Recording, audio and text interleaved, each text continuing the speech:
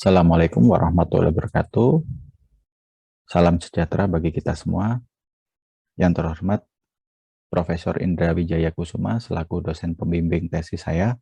Yang terhormat Bapak Ibu tim penguji sidang tesis UGM Jakarta.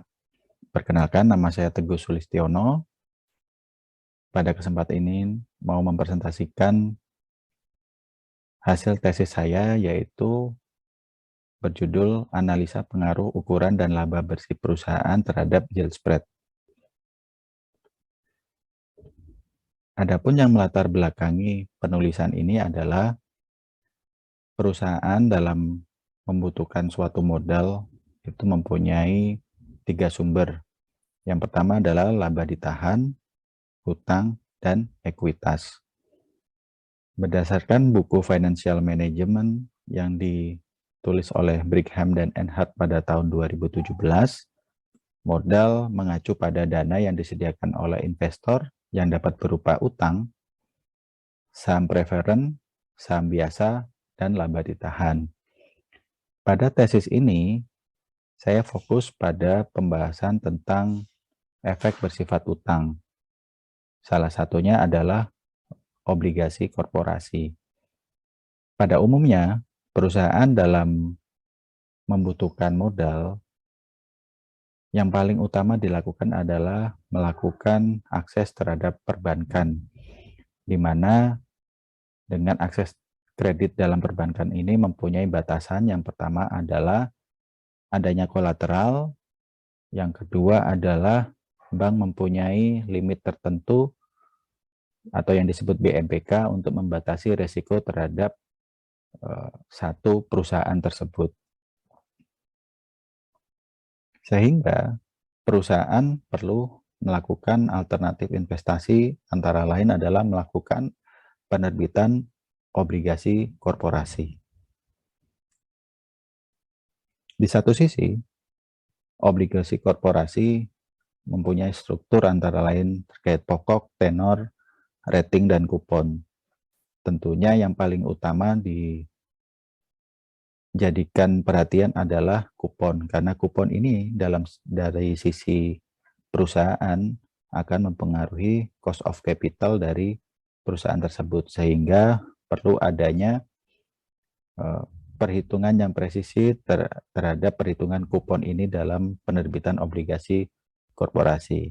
Kurun waktu tertentu ada beberapa fenomena, yaitu obligasi yang mempunyai rating sama, tenor dan tahun yang sama, mempunyai variasi yield yang cukup beragam, sehingga ini menjadikan dasar rumusan masalah pada penelitian yang saya lakukan.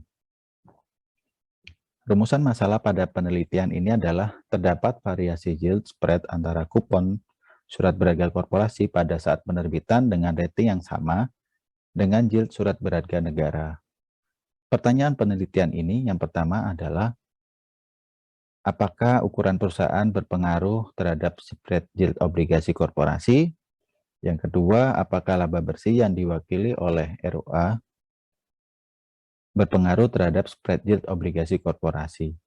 Tujuan penelitian yaitu melakukan kajian terhadap pengaruh ukuran perusahaan terhadap spread yield obligasi korporasi. Yang kedua adalah melakukan kajian pengaruh ROA terhadap spread yield obligasi korporasi di Indonesia. Manfaat penelitian. Manfaat penelitian adalah saya bagi 3. Yang pertama adalah terkait issuer obligasi sebagai dasar penentuan kupon dalam rangka efisiensi cost of capital. Kemudian dari sisi investor sebagai dasar penentuan value yield kupon dalam rangka optimalisasi return portfolio. Kemudian dari sisi akademisi sebagai alternatif tambahan referensi terkait hubungan kupon, obligasi korporasi, dan surat berharga negara. Landasan teori berikutnya yaitu terkait pasar modal Indonesia. Pasar modal didefinisikan sebagai aktivitas yang berkaitan dengan public offering, transaksi efek, serta aktivitas-aktivitas lembaga penunjang yang berhubungan dengan transaksi efek. Kemudian lembaga pemeringkat berdasarkan Healy dan Wahlen tahun 1999, manajemen perusahaan memiliki peran utama dalam manajemen laba dan manajemen neraca. Lembaga pemeringkat menganalisa laporan keuangan dan membuat penyesuaian analitis untuk menggambarkan kenyataan yang lebih baik dan lebih mencerminkan ekonomi yang mendasari transaksi dan peristiwa. Pengaruh rating terhadap yield spread. Dalam buku Fabosi 2004 menyatakan bahwa variabel peringkat obligasi memiliki pengaruh signifikan terhadap yield spread obligasi korporasi di sektor keuangan. Hasil penelitian ini sesuai dengan teori yang menyatakan bahwa untuk berinvestasi pada obligasi yang memiliki peringkat lebih tinggi atau investment grade bond, investor tidak memerlukan kompensasi yang besar karena risiko gagal bayar atau default risk-nya kecil. Dari sisi pendapatan surat berharga, buku yang ditulis oleh Profesor Ted pada tahun 2010, ada dua pendekatan terkait dengan sifat pendapatan surat berharga, yaitu dari imbal hasil atau yield atau dari kupon.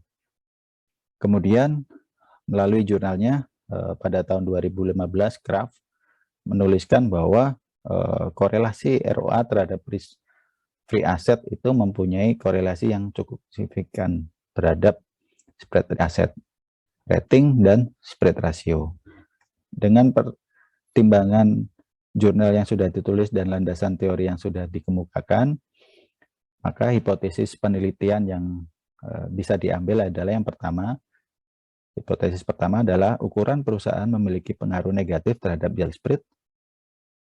Kemudian hipotesis yang kedua adalah rasio ROA memiliki pengaruh negatif terhadap yield spread.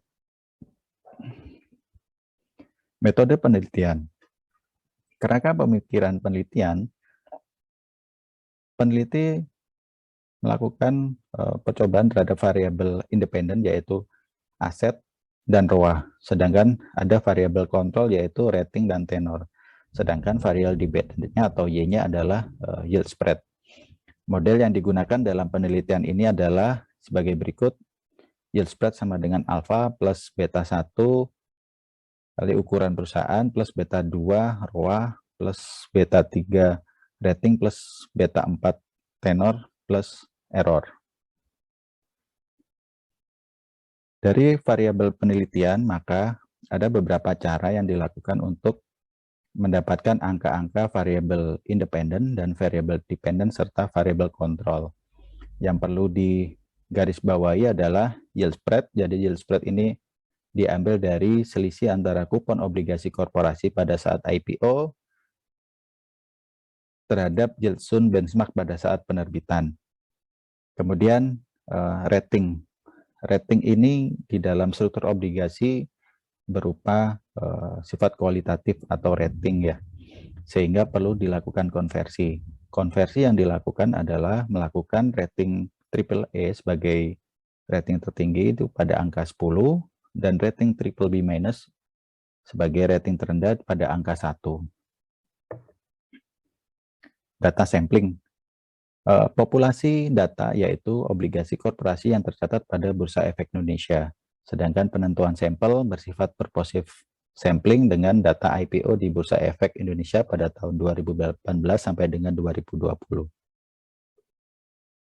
Berikutnya metode pengujian data panel. Karena data bersifat panel, maka yang dilakukan adalah melakukan uji asumsi klasik untuk memenuhi syarat base linear unbiased estimator, maka dilakukan uji multikolinearitas, uji heteroskedastisitas, uji normalitas. Kemudian melakukan uji regresi, yaitu melakukan uji T atau uji hipotesis. Uji F adalah uji kelayakan model. Hasil penelitian dan pembahasan. Uji asumsi klasik.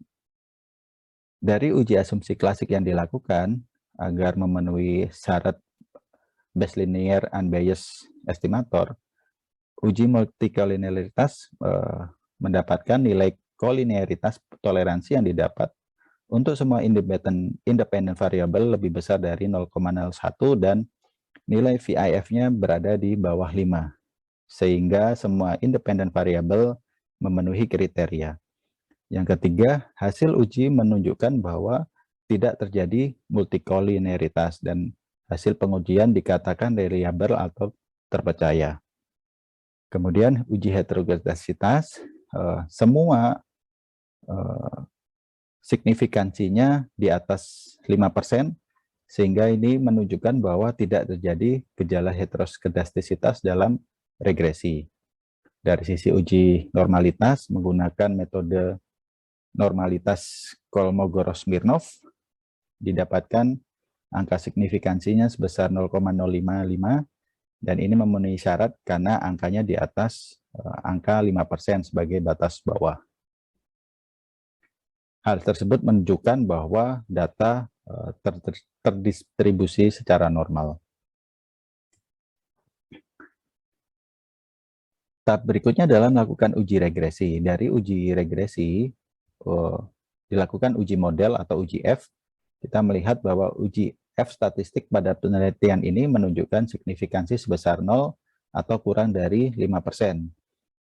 Dengan hasil perhitungan F sebesar 40,753 dan F tabel 2,44. Sehingga model yang digunakan dalam penelitian ini diterima. Hasil uji model yang menggunakan variabel bebas, yaitu total aset, rasio ROA, serta variabel kontrol berupa rating dan tenor, memiliki pengaruh yang signifikan terhadap variabel terikat. Dari uji hipotesis atau uji T, atas hipotesis, angka insignifikansi dan hasil perbandingan nilai T perhitungan dengan nilai T tabel menunjukkan bahwa hipotesis variabel ukuran perusahaan berpengaruh negatif terhadap yield spread itu diterima dan signifikan. Sedangkan hipotesis besaran return on asset berpengaruh negatif terhadap yield spread ditolak, namun tidak signifikan. Peneliti juga melakukan perhitungan koefisien determinasi dengan angka sebesar 0,556.